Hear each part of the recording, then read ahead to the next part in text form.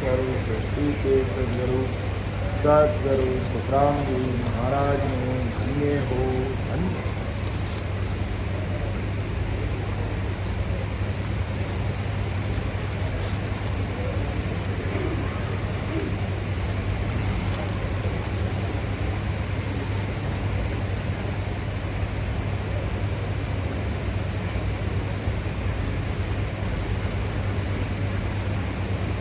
बहुत बहुत हार्दिक आभार महाराज की कृपा से बहुत ही अच्छे से सतगुरु में काम चल रहा है और सतगुरु जी महाराज की मेहर कैसे होती है वो हमें देखने को मिलती है। हमारे सामने 3 प्रकार की भक्ति है, माता पिता और गुरु, यानी माया ब्रह्म और गुरु। अब अपने हाथ में है, जैसे महाराज संसार का विक्रम लेकर समझाया कि अगर माता की भक्ति करोगे या संसारिक दृष्टि से अपन अगर माता का काम करेंगे तो माँ हमारे को राजी रहेगी। समय पर अगर काम को जाकर तो टिफिन बना के देगी, बेटा ले जा, और शाम का भोजन कराएगी, घर की सारी सुविधाएं हमें उपलब्ध कराएगी। तो इसी प्रकार त्रिगुण माया, माता का मतलब त्रिगुण माया, ब्रह्मा विष्णु महेश, यहाँ तक की भक्ति करेंगे तो ब्रह्मा विष्णु महेश क्या करेंगे, ब्रह्मा जी की भक्ति करेंगे तो ब्रह्मा जी अपने सतलोक में पहुंचाएंगे। अगर शंकर भगवान की भक्ति करेंगे तो हमें कैलाश में पहुंचाएंगे, और विष्णु भगवान की भक्ति करेंगे तो बैकुंठ में पहुंचा देंगे। ये काम अगर माया की भक्ति करेंगे तो होगा। पिता की भक्ति यानी बोल ताल काल की भक्ति, यानी त्रिगुण माया के ऊपर 3 वर्ण के 13 लोग हैं। अगर हम उसके आगे की भक्ति करेंगे तो होल काल काल में पहुंच जाएंगे, वहां जाकर के सुख और दुख से न्यारा हो जाएंगे। लेकिन जैसे ही महाप्रलय हुआ, चाहे माया की भक्ति करने वाले हैं और चाहे ब्रह्म की भक्ति करने वाले हैं, उन सबको वापस से धरती पर आना पड़ेगा।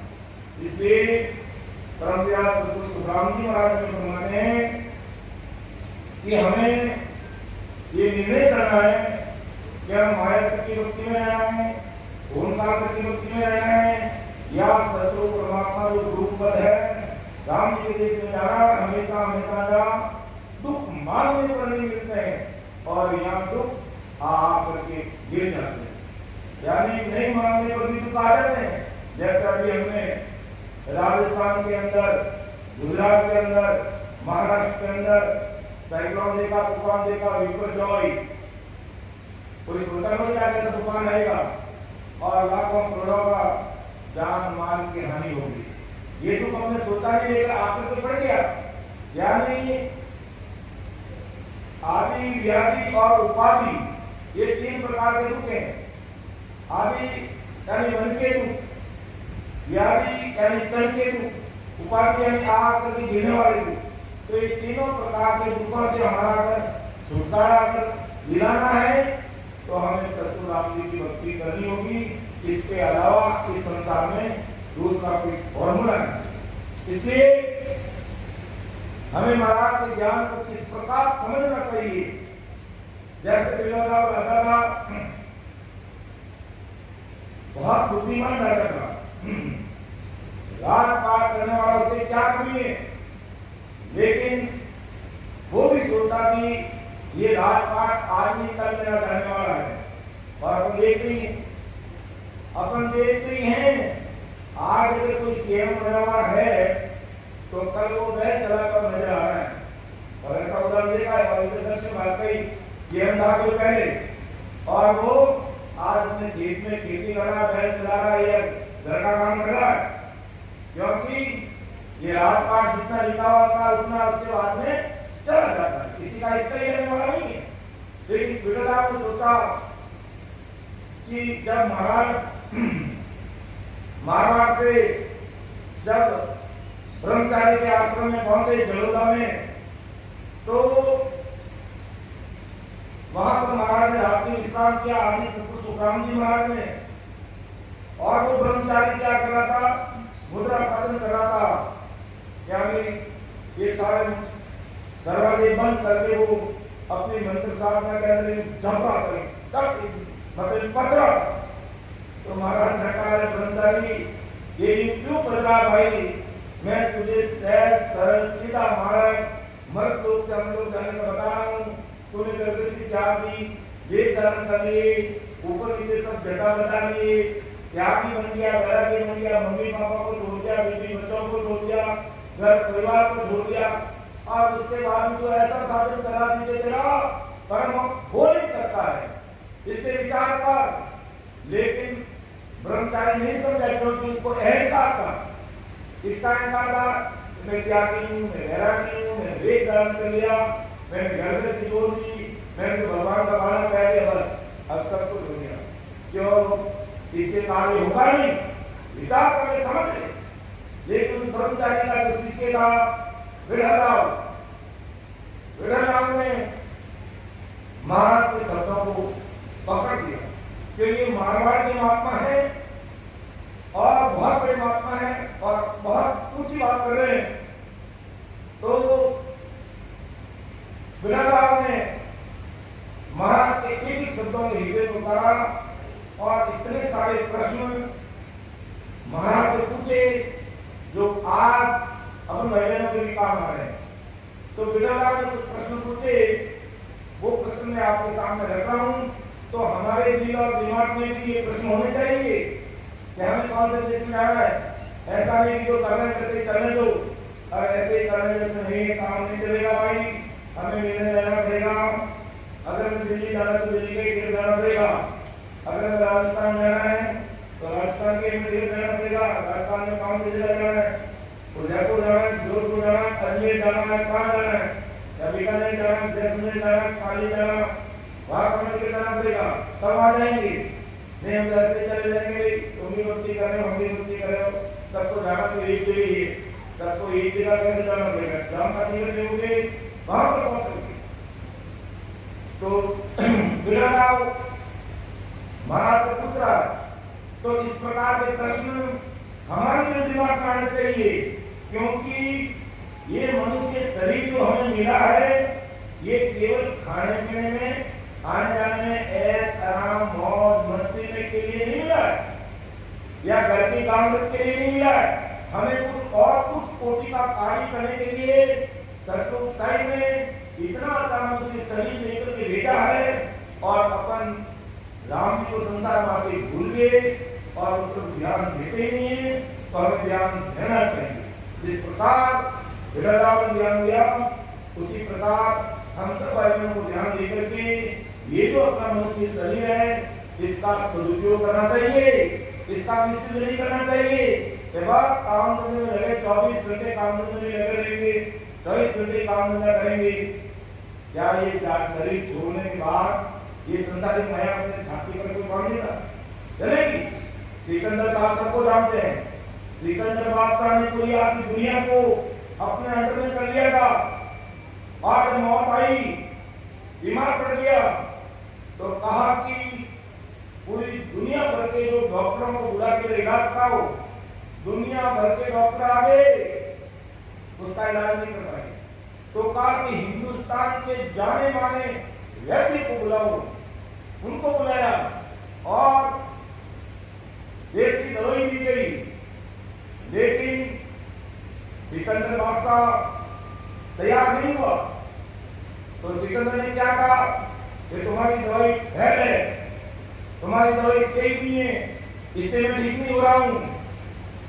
तब एक व्यक्ति बहुत होशियार था, उसने कहा सिकंदर बादशाह मेरी दवाई फेल नहीं है, अब तेरा जीवन फेल हो गया है, तेरी मौत आ गई, तुझे मरना पड़ेगा। मैं क्या करूंगा? मेरी दवाई का देख। तो उसने वो दवाई एक पत्थर लिया और पत्थर में वो दवाई डाली, वो पत्थर पानी पानी हो गया। तो मेरी दवाई तो पत्थर को पानी कर देती है, लेकिन तू ठीक नहीं हो रहा, इसका कारण तेरी मौत आ गई है और तुझे भी मरना पड़ेगा। वर्ग में तुझे कोई ठीक नहीं कर सकता, क्योंकि तेरी मौत आ गई, तुझे जाना पड़ेगा। अरे मैं तो पूरी दुनिया का वास्ता हूँ, ना जाने कितनी दुनिया को लूट के कितना बड़ा खजाना उसके पास था। फिर चाहे कुछ भी है, तू अब एक टका भी तेरे साथ लेके जा सकता और तुझे बेमौत पर मरना पड़ेगा, तुझे कोई नहीं बचा सकता। तब उसने कहा भाई अब मानना पड़ेगा कि मैं इस संसार के लिए, मेरा नाम कमाने के लिए या संसार धन कमाने के लिए, संसार का खजाना लूटने के लिए मैंने न जाने कितने काम किए, कितने देशों पर मैंने युद्ध किया, जीता, कितने लोगों को मैंने मार दिया, लेकिन जाते समय मेरे पास कुछ नहीं। तब उसने कहा अब मैं मर जाऊंगा तो व्यक्ति ने बता दिया कितने समय बाद तुम्हारी मौत है, कोई नहीं बता सकता है। तब सिकंदर ने कहा कि जब मेरी बेटी निकालते हो, जब मुझे लेके मेरी अर्थी निकालते हो, मुझे लेके जाओगे, उस समय मेरे ये दोनों हाथ बाहर रखना और इन चारों व्यक्तियों को मेरे इस बेटी को उठाने के लिए कहना, इनको के साथ रहेंगे और जितने हीरे जेवरात मैंने लूट के रखे हैं वो मैं मेरे महल से लेकर के शमशान घाट तक सड़क पर बिछा देना और जितनी जो सेनाएं हैं वो सड़क के दोनों तरफ हाथ में तोपे राइट में लेकर के खड़े कर देना कि मेरी सेना मेरे सामने खड़ी है, मेरे हीरे जवाहरात इस सड़क पर पड़े हैं, ये चार बेटे पड़े हैं, लेकिन मैं कुछ लेकर जा रहा हूँ, मैं खुले हाथ जा रहा हूँ। वास्तव में उसने ऐसे अपने हाथ बाहर उठा के कहे कि मैं बताऊं तो मेरे हाथ ऐसे रखना, सबको बताना कि मैं पूरी दुनिया का वास्ता हूँ, लेकिन एक टक्का साथ में लेकर जाना। और आज हमें भी इस बात पर विचार करना चाहिए कि सब दिन 24 घंटे में आयतन में लगे रहे, ठीक है, पेट की करनी पड़ती है। राम जी ने अपने काम दिया, धंधा दिया, अपने प्रारब्ध अनुसार काम कीजिए, खूब धन कमाइए, लेकिन अगर साथ में ये राम नाम की धन का हमने संचित नहीं किया और इस धन को हमने नहीं कमाया तो बंदा खुद के हाथ में साथ में चलने वाला नहीं है। तो बेटा आप क्या पूछ रहे हैं महाराज को, देखो सुनो समझो, और हमें भी इस पर विचार करना चाहिए और अपने जीवन को सफल बनाना चाहिए और हमें केवल एक ही काम में नहीं लगना है, हमें हमारी आत्मा का कल्याण का काम भी करना है और जो धन हमारे साथ कर सकता है उसका हमें खजाना बनाना है, अर्थात राम स्मरण करना है। यही धन ऐसा है जो हमारे साथ करेगा और इसको कोई लूट नहीं सकता, इसका कोई बंटवारा नहीं कर सकता। दूसरे धन तो सभी भाई आएंगे कि ये मेरा हिस्सा, ये मेरा हिस्सा, लेकिन राम नाम की धन ऐसा है, खायो टूटे चोर में लूटे जितने बड़े सवायो पायो नहीं राम कृष्ण पायो, इसका कोई बंटवारा नहीं हो सकता। तो हमें इस धन का भी बैलेंस बनाना है, न कि केवल संसार के धन के अंदर ध्यान देना। कीजिए, राम जी ने आपको काम दिया तो उसको बहुत अच्छे से कीजिए, घर परिवार का लालन पालन कीजिए, अपने समाज को ऊपर उठाइए, अपने देश हित में काम कीजिए, सब कुछ करते हुए हमें फर्स्ट ऑफ ऑल सबसे पहले हमें भक्ति करनी चाहिए और अपना आत्मकल्याण का काम भी करना चाहिए। तो श्री गुरुदेव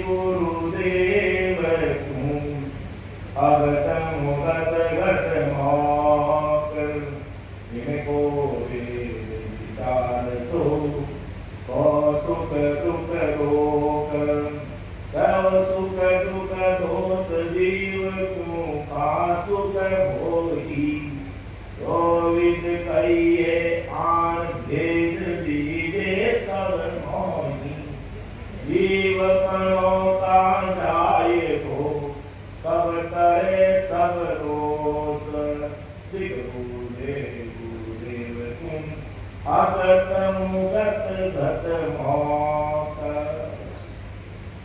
देखो कितनी बड़ी बात पूछी विकल राम ने, महाराज से पूछ रहा है वो महाराज सिख गुरुदेव तुम अगत मुगत गत मौत।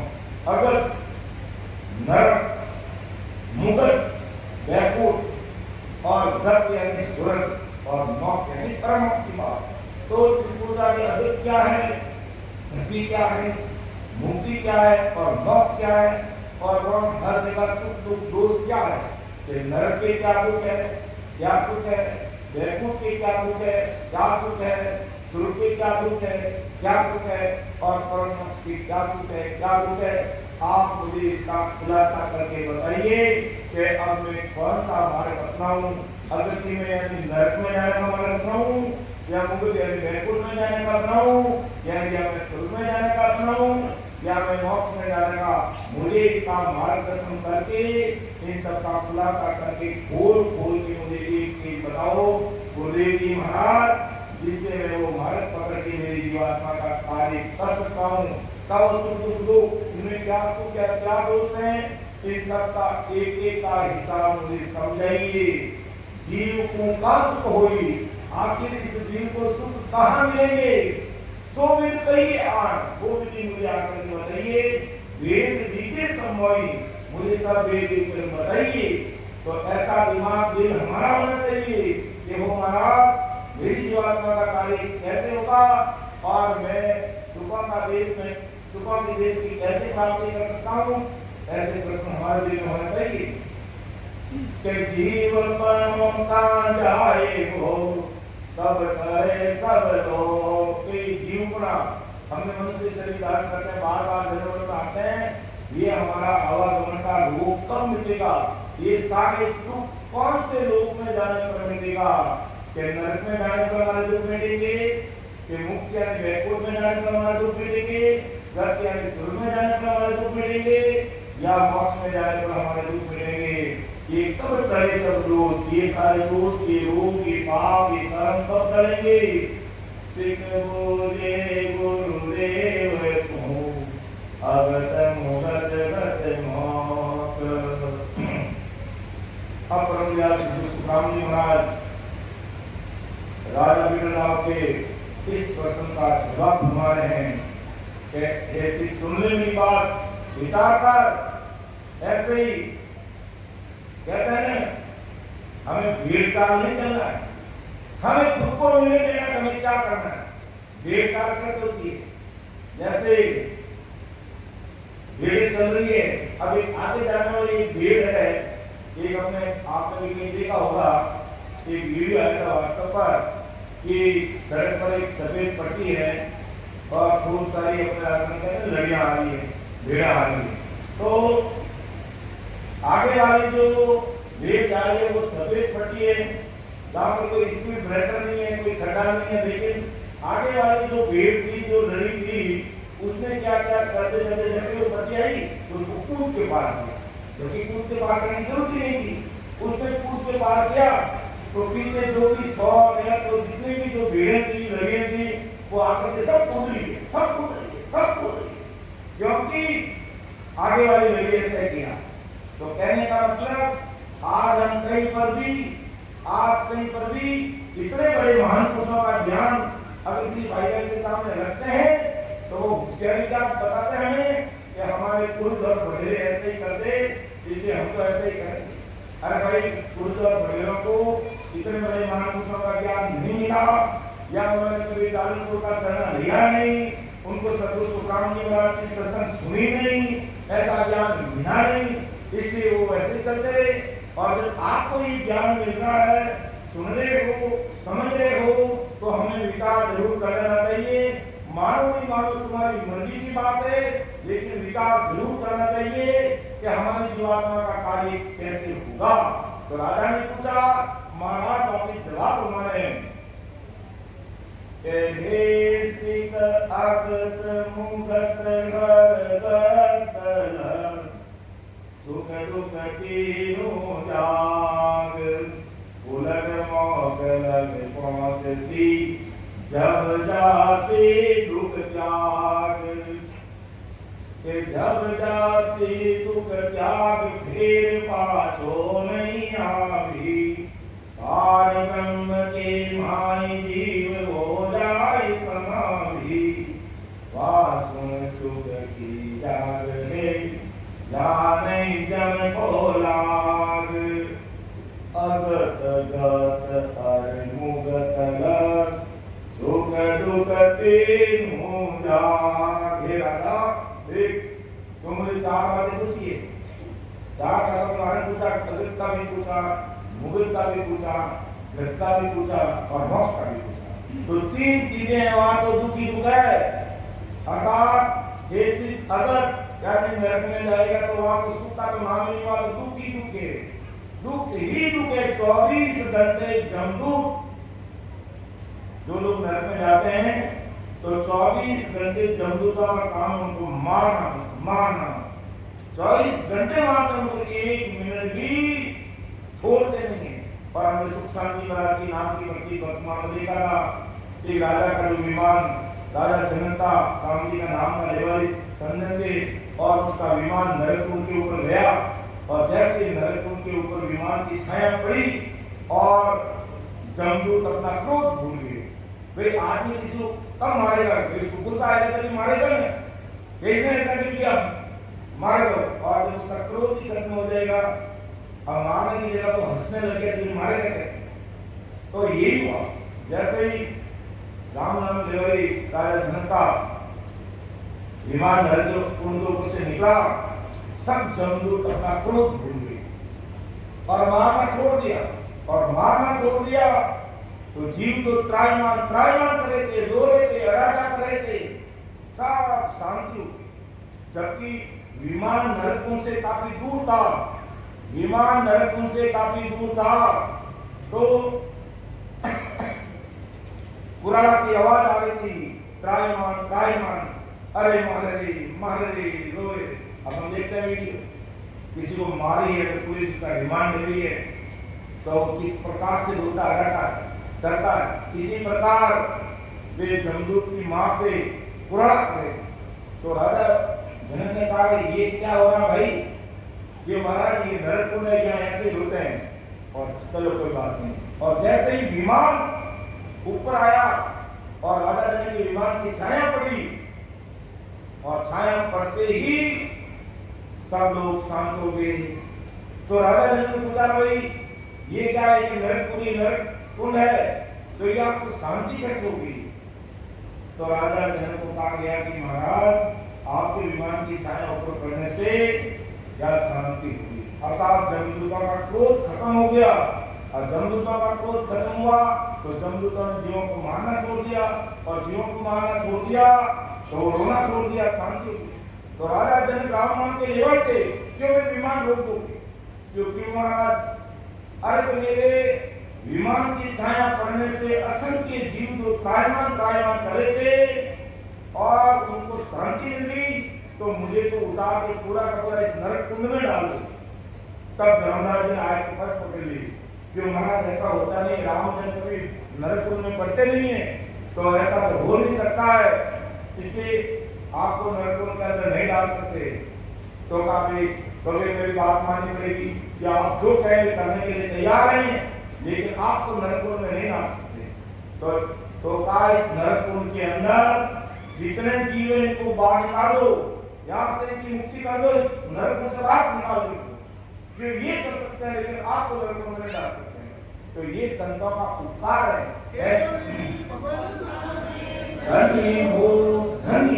तो ऐसे भूतारी संजय महात्मा आते हैं, सबको पता है, अपने अपने कमरे में सब नंगे हैं, और कौन क्या कर रहा है? राम जी महाराज को अपन सारा इतिहास मालूम है महाराज को। और राम जी महाराज के सीसीटीवी कैमरे में 24 घंटे का हिसाब रहता है, जो आज की कंप्यूटर हाई-फाई टेक्नोलॉजी नहीं रह सकती है। कंप्यूटर भी फेल हो जाता है, लाइट चली जाती है, इन्वर्टर खत्म हो जाता है, बैटरी खत्म हो जाएगी, फिर क्या करोगे? सब कुछ खत्म हो जाएगा। मान लो टावर लगा, तूफान के अंदर गिर गया, तो फिर क्या करेगी? टेक्नोलॉजी क्या करेगी? फेल है। लेकिन राम जी के घर की टेक्नोलॉजी कभी फेल नहीं होती है। और आप कभी ये मत भूलना कि मुझे कोई नहीं देख रहा। 24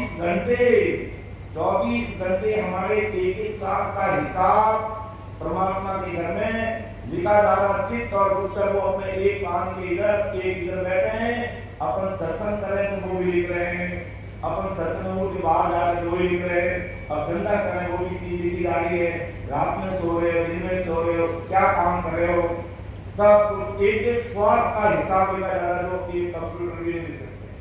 तो अपन रख तो कहीं नहीं सकते कि मुझे सीसीटीवी कैमरे में, इसलिए जान कर भी या अनजान में भी हमें कोई भी किसी भी प्रकार का गलत कार्य नहीं करना है। सबसे पहले मन में गांठ बांध लें। तो राजा को महाराज कह रहे, राजा देख के सुन ले, इसलिए अगत में जाएगा, चाहे मुगत में जाएगा, और गतलग तीनों जगह पर अगत मुगत और गत अर्थात नरक बैकुंठ और स्वर्ग तक सुख दुख तीनों झार जिसमें लड़ने लगे वहां सुख का तो नाम ही नहीं है। और अगर तू जयपुर में जाएगा तो वहां जितने दिन रहेगा वहां सुख भोगेगा, फिर वापस दूसरा आएगा। स्वर्ग में जाएगा अपना पुण्य है तब तक वहां का सुख लेगा, फिर संसार में आएगा। अब ये सारे दुख कहाँ मिटेंगे?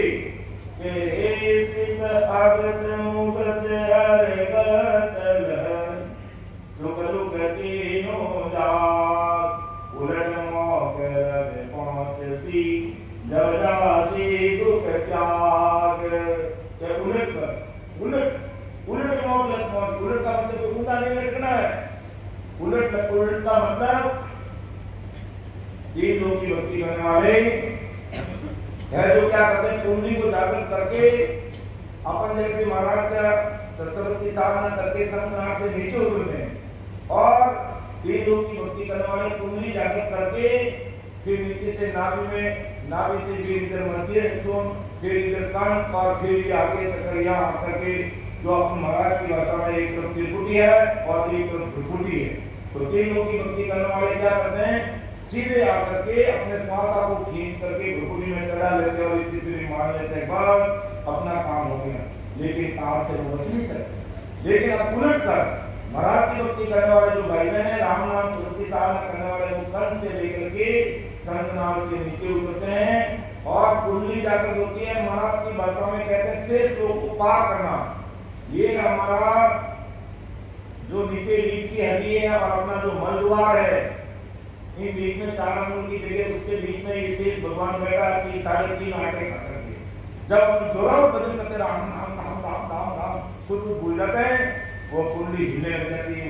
वो है जो बंगनाथ की आड़ में बैठी है, उसका मुंह अलग हो जाता है और महाराज की कृपा से जोरों भजन करते हैं तो ये सब पीछे मार के करता है। तब महाराज का उलट मौत लगे पहुंच सी, तो फिर नाम से उलट करके वो मंग नाम से ऊपर करता है। तो उलट मौत लगे पहुंच सी, जब जासे दुख त्याग। के इस प्रकार भजन करके उलट करके अपन मोक्ष में नहीं पहुंचेंगे तब तक हमारे ये दुख मिटने वाले नहीं है। तो महाराज कहते राजा देख इन सारे दुखों को मिटाना है तो उलट कर तुझे मोक्ष में जाना पड़ेगा। अर्थात तुझे ससुर परमात्मा की भक्ति करनी पड़ेगी। अर्थात राम नाम की दुनिया कर रही है, कोई मोक्ष में थोड़ी जाती है पूरी दुनिया, लेकिन समझ करके भेद से विधि से तरीके से। भेद और विधि के लिए भी कोई ज्यादा कोई मंत्र जंतर और कोई चक्र में भरने की जरूरत नहीं है।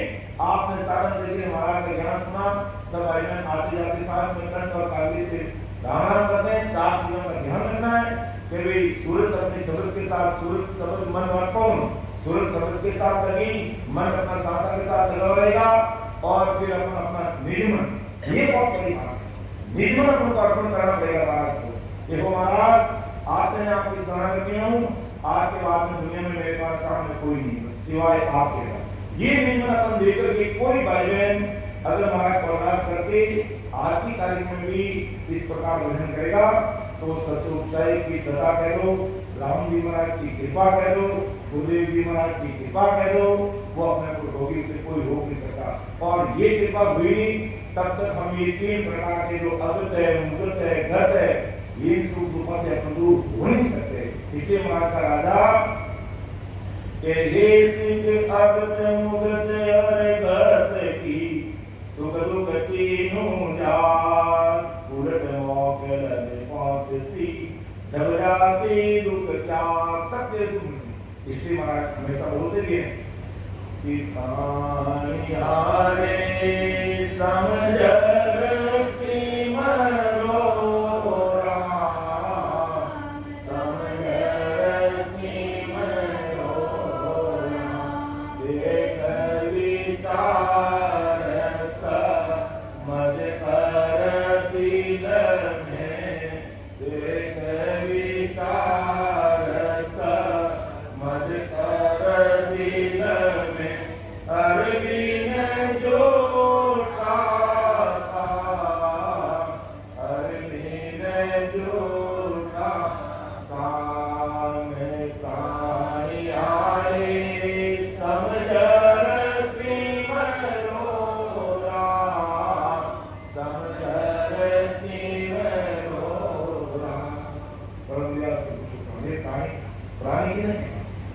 प्यार हो।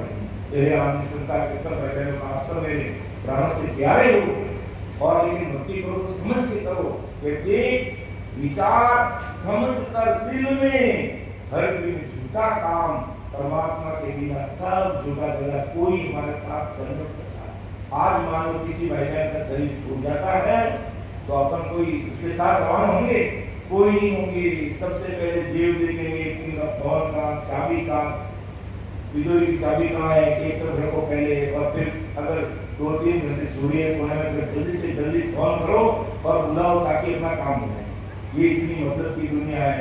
सुख शांति महाराज ने ऐसे ही लिखा है राणा भाई जी महाराज की पंक्ति में कि आ दुनिया मतलब की होई, बिना मतलब किसी का नहीं कोई। तो अपन किसका गुमान करें, किसके लिए कर रहे हैं भाई? और सबको पता है एक कोई साथ करने वाला नहीं, लेकिन फिर भी सर्विस में लगे। तो महाराज कहते हैं कि उलट मौत लगे कौन सी, कि उलट मौत लगे कौन सी, जब जासी दुख त्याग, जब जासी दुख त्याग, फिर पाछो नहीं आवी। फिर हम लोग घर के बाद में ये भी पाठ में आएगा।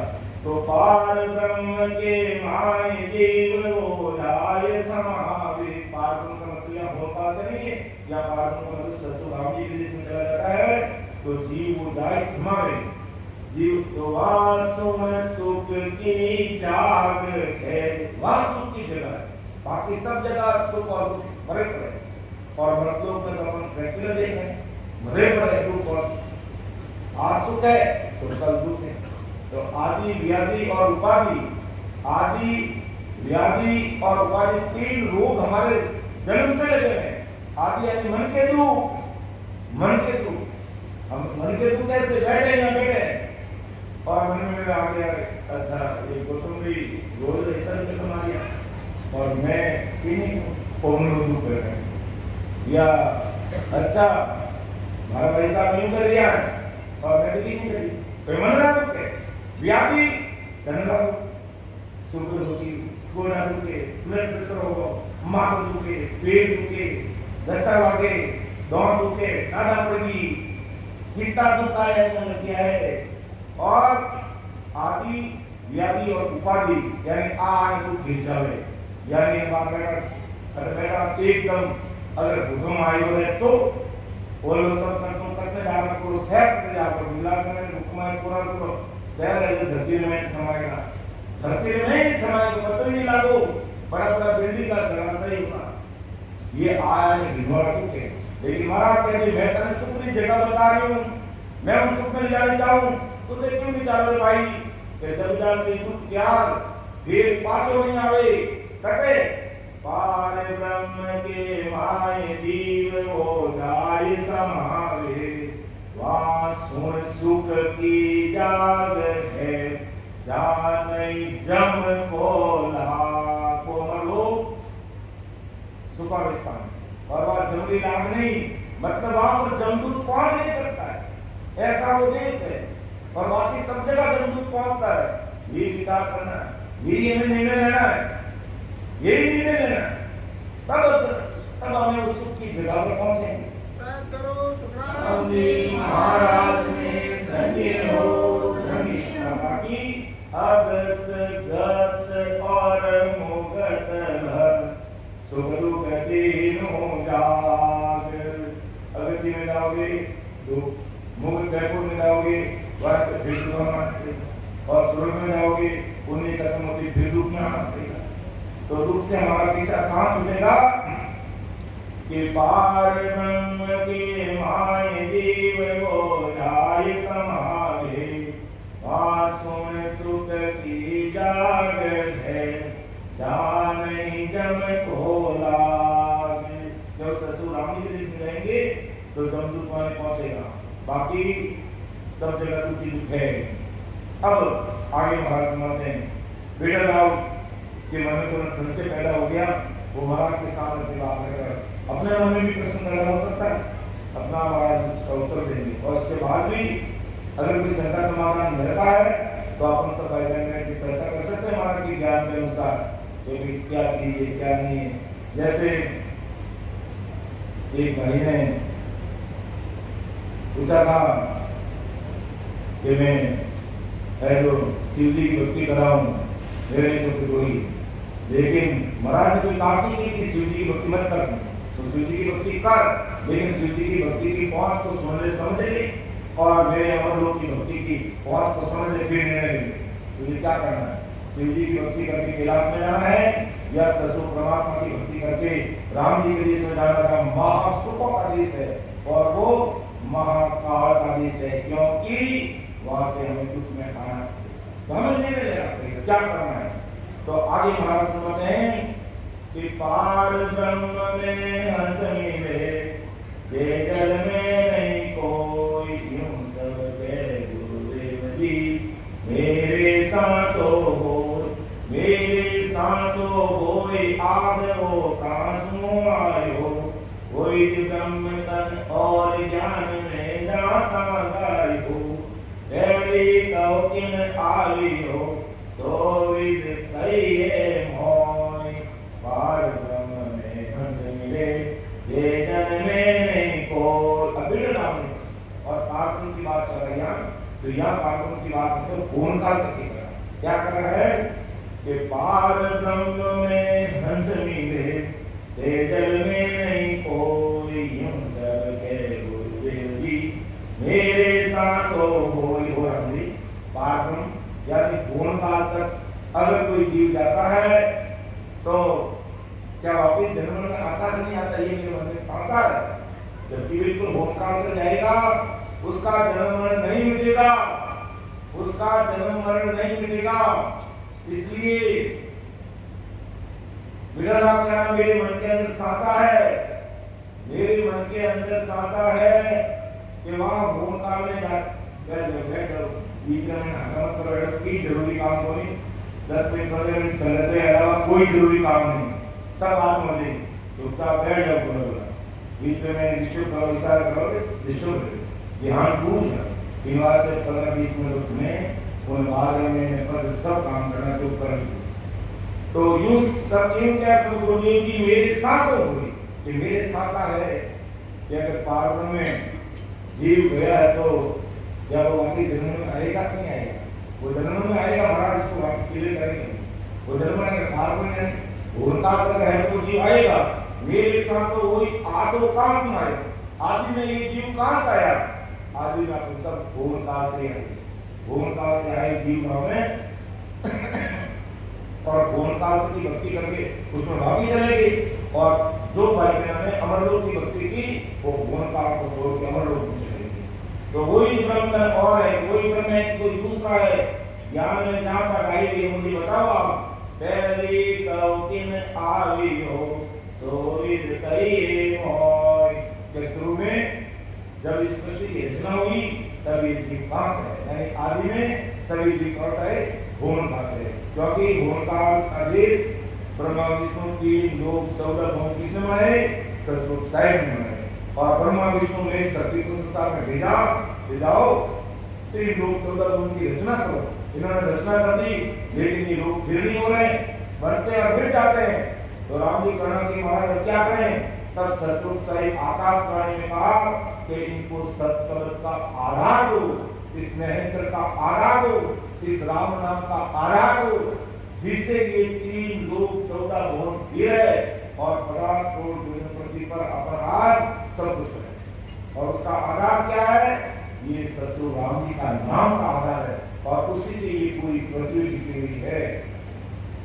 तो पार ब्रह्म में हंस मिले, ये जन में नहीं कोई। तब ब्रह्मदयाल सतगुरु सुखराम जी महाराज ने क्या जवाब घुमाया कि हे सिख पार ब्रह्म लग जीव की, आरु पुटवत होई, पार ब्रह्म का आनंद है, उपजे कबे न कोई, उपजे कबे नहीं कोई, सदा चिर रहे लोही, पार ब्रह्म अर आनंद को वेद आरोप कोई, आनंद मेरा नहीं बावरे, हे सिख कहूँ मैं तोई, पार ब्रह्म लग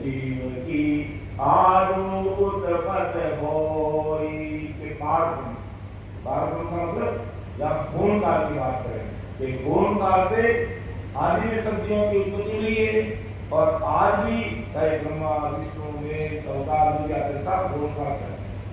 तो वहां से ऐसी पार ब्रह्म जीव की आदि उत्पत्ति आदि अनंत से वहां से उत्पत्ति है। आनंद की रीति है पार ब्रह्म से। पार ब्रह्म जब आनंद है, पार ब्रह्म के आगे जो आनंद जो सस्वरूप जो रामजी महाराज का देश अमर लोक है वह आनंद में उपजे खपे नहीं हुए, यानी पार ब्रह्म से ऊपर, पार ब्रह्म से ऊपर अपना ये त्रिपुटी स्थान है। ये त्रिपुटी के आगे तीन ब्रह्म के 13 लोक, तीन ब्रह्म चिदानंद ब्रह्म, शिव ब्रह्म और पार ब्रह्म, इनके 13 लोक है।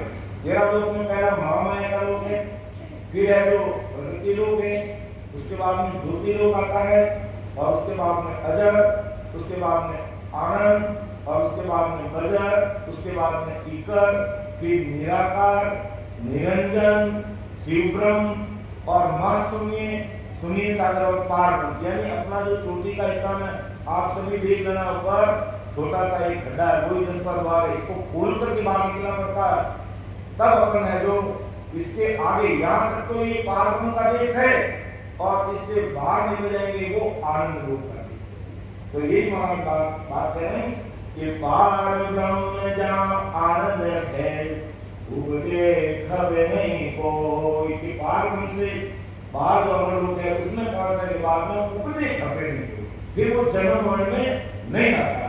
अगर पार ब्रह्म तक है तो वो जन्म मरण में आएगा और उससे आगे निकल गया तो फिर वो जन्म में नहीं आएगा। तो पार ब्रह्म जहाँ आनंद है उपजे कभी नहीं कोई, उपजे कभी नहीं कोई सदा फिर वह दोही। पार ब्रह्म आनंद को वेद यारो क्यों कोई। अब दोनों पार ब्रह्म का भी बात बता रहा हूँ तुमको और आनंद ब्रह्म का, यानी आनंद ब्रह्म का मतलब राम निर्देश, दोनों चीजों का मैं तुझे भेद बता रहा हूँ, समझ लीजिए कि आनंद में जाने बावड़े ऐसी के क्यों में तो कि आनंद मिले में बावड़े, क्या और बात बावड़ी को नहीं मानो तो बावड़ी को नहीं, यानी बात बावड़ी को नहीं। आनंद लोक में समाने के बाद में वापस तो जन्म में आता नहीं है, उत्पत्ति का बीज ही खत्म हो जाता है, अर्थात तो महासुखों के देश में चला जाता है, जन्म मरण का वो उसका हमेशा हमेशा लिए और वहां पर दुख मारने पर जो अभी सदगुरु ने सुना कि दुख मारने पर मिलते हैं और यहाँ दुख बिना मांगे चॉइस करके आप देते हैं। कोई तन से दुखी, कोई मन से दुखी, कोई धन से दुखी, कोई अड़ोसी से, कोई काका से, कोई काकी से, कोई बाबा से, कोई घरवाले से, कोई घरवाले से, कोई दुख सबके लगा तनधारी और कोई ने सुखिया रे थोड़ा थोड़ा दुख सब लगा, यानी कि नहीं की दुख लागो कि नहीं की दुख लागो सब दुखी है। और आनंद लोक आनंद मिला नहीं बावड़े ऐसी तम में तो उस आनंद लोक में चले गए तो फिर वापस जन्म में नहीं आएंगे। पार ब्रह्म जीव की आरूत पद होई, पार ब्रह्म की आरूत है यानी वापस हमें जन्म में आना, इसलिए हमें विचार करना चाहिए। अगर मुगत गत और मोक्ष 4 चीजें हमारे सामने है। अगर में जाना है नरक में पढ़ना है जहाँ काल का रास्ता है, अगर मुगल के बैकुंठ में जाना है समय आने पर वहां भी काल पहुंचेगा, और गत के सुर में जाना है वहां भी काल पहुंचेगा, और मोक्ष यानी परमोक्ष में जाने पर काल नजदीक है। तो हमें अच्छी तरह से निर्णय करना चाहिए, और अगर निर्णय कर लेते तो निर्णय भी कैसा करना चाहिए, निर्णय कैसा करना चाहिए। निर्णय करने महाराज ने लिखा कि 3 लोक की रीत सुन निज मन ही सर जाई, मूर्ति ऊपर हरे यूं जागे मन माय, यूं जागे मन माय मोक जब प्यारी लागे। ऐसे जाना पड़ेगा, कैसे? निज मन से, तीन लोग की रीत सुननी, क्योंकि तीन लोग की सारी भक्तियां में देखा कि नरक में कैसे जाएगा, नरक में जाना ऐसा छोटा काम करो, नरक में आराम से जाओगे, और बैकुंठ नवदा भक्ति करोगे बैकुंठ में चले जाओगे, जब तक करोगे व्रत उपवास करोगे स्वर्ग में चले जाओगे। और मोक्ष में जाने के लिए हमें ये तीन लोगों की पूर्ण काल की जो भी भक्तियां हैं उनको हमें एकत्र करना होगा, और सतगुरु राम जी की भक्ति करनी पड़ेगी, और तो अन्य जो भक्तियों को कैसे निकालना पड़ेगा कि तीन लोग की रीत सुन निज मन निसर ढाई, जीव मूर्ति ऊपर हरे यूं जागे मन माय, यूं जागे मन माय मोक्ष जग प्यारी लागी। जब मोक्ष ऐसे प्यारी लगते हैं, कैसे जब माँ एक तरफ बच्चों की कामिनी करी प्यारी लागे, ऐसे उन्हें मोक्ष त्याग लागने लीजिए। और ये लोग दिमाग में दूसरी भक्ति नहीं कीचड़ निकाले जो अपने मान लो अवरोधी भोजन के साथ कहीं अपन उल्टी है, यानी भाई खाना पीना सही नहीं दियो, पानी नहीं पियो, उल्टी हो जाए अपन हर ये लोग यानी क्यों ना क्या कंट्रोल नहीं दे, बस में बैठा तो सीट बन जाए, लाल काट को लाल दूसरों ने खाना लगे, अरे हर वो मेरे उसको कस की बात नहीं हो जाता, वो उस उल्टी को त्याग देता है। अब उस उल्टी को त्यागने के बाद में, उस उल्टी को त्यागने के बाद में किसी का मन वापस उस उल्टी की तरफ जाता है कि भाई आज हमने सीरा खाया, आज हमने गेहूं खाई, दाल खाई, मेरे वैसे वैसे वापस निकले तो बस वाला रोक भी थोड़ा वापस दे तो हमारे का पता नहीं है, ऐसा कभी होता है, मन ही नहीं करता। अभी यहाँ ना तो कोई उल्टी हो रही है ना कोई हबड़का ले रहा, लेकिन फिर भी हमारे मन में गिराने आ गई कई बातें करें उल्टी है, अपने मन में ऐसा आ गया। तो महाराज हमारे परम दयाल सुखराम महाराज के इस प्रकार अन्य भक्तियों को जैसे उल्टी को कैसे त्याग देते हैं, वापस मन में जाता है, ऐसे उनको निकालने के बाद में फिर भक्ति में लगेंगे तो सतगुरु साहिब की सदा कैसे काम करेगी वो सब भाई बहन ध्यान देंगे, पहचान लेंगे। कहते हैं जब प्रैक्टिकल सब चीजें देखते हैं तो सब मालूम पड़ जाएगा, बाकी ये चीजें बातों से आती नहीं है। इसलिए हमें सत्संग, सिमरन और सेवा हमेशा करनी चाहिए। जरूरी कि वाणी जी महाराज खोल के सत्संग करें, वाणी जी महाराज किसी घर पे है नहीं है, लेकिन अगर राम जी महाराज का नाम याद रह सकता है, हमें हमारे सतगुरु सुखराम जी महाराज का नाम याद सकता है, या हमारे मारवाड़ में जो कह नहीं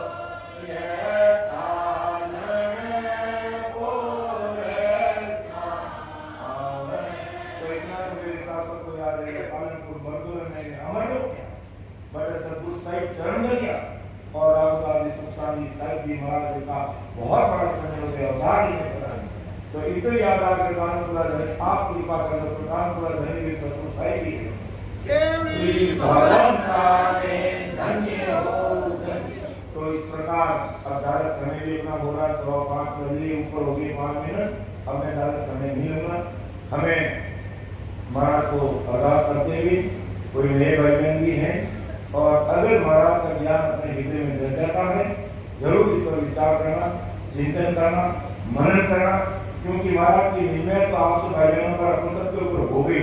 अब कहेंगे मैं तो महाराज को मानते हैं, मेरे ऊपर कृपा कैसे होगी? तुम बोले मान मत मान, तेरे ऊपर नहीं होगी।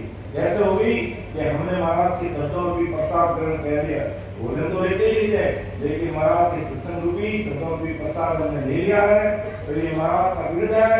इस जन्म में अपन मानेंगे तो इस जन्म में महाराज कार्य करेंगे, नहीं तो अगले जन्म में ऐसी व्यवस्था करेंगे कि तुम राम राम ही करोगे। ये महाराज के इस सत्संग और इस शब्दों का, महाराज के शब्दों का गुण है, पापन है, तो महाराज का इतना भारी वृद्ध है कि एक भी जीव को पीछे नहीं रखेंगे, उस कमल लोक में ले जाएंगे। बस हमें अंतःकरण से, हमें इसी मन से महाराज को मानना है और राम जी महाराज की बात को हृदय में धारण करते हुए इस राम नाम को रट करके हमें अमर लोक जाना, ना तो अगति में जाना है, ना मुकुट में जाना है, ना गत में जाना है, हमें परम मोक्ष में जाना है। इस बात का ध्यान करेंगे। इतना कहते हुए अब मैं मेरी वाणी को विराम दूंगा। बोलने में, कहने में मेरे से गलती रह सकती है तो आप मुझे छोटा भाई समझ करके माफ कर देना।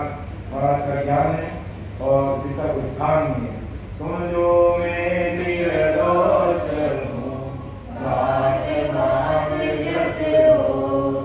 तुम हर बोलन हारे हो, क्या जाने का कोई परम दया अनंत सुख समान आदि सद्गुरु सर्व आत्माओं के सद्गुरु सरस्वती के सद्गुरु सद्गुरु सुखराम जी महाराज ने धन्य हो राम स्वामी राम महाराज। अब सूचना है हमारे परमात्मा बड़े वैसा